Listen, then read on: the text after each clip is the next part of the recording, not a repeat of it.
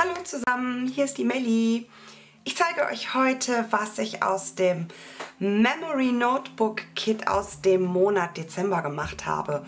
Und zwar hatte ich ein tolles Wochenende mit meinen Buchclub-Mädels, hatte aber leider zu viele Fotos für eine Danidori. Und so habe ich mir ein, ja, ich würde sagen, ein Buchrücken gebastelt, in den ich 2 Danidoris integrieren kann. Dieser Buchumschlag, dieser Buchrücken besteht aus Graupappe, Buchbinderleinen und ja, das war es eigentlich schon.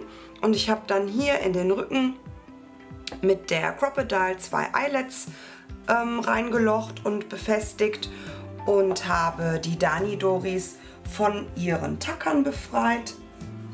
Und hier geht dann einmal Baker's Twine durch das erste Danidori und hier hinten dann nochmal entsprechend durch das zweite.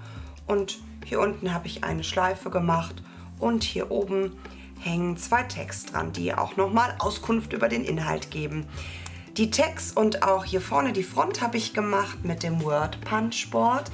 Das ist so ein bisschen mein neuer Liebling. Ich finde das total schön. Dani hat damit auch bei YouTube ein Video hochgeladen, bei dem ihr sehen könnt, wie ihr die Buchstaben enger beieinander stanzen könnt. Und das fand ich in dem Fall total hilfreich.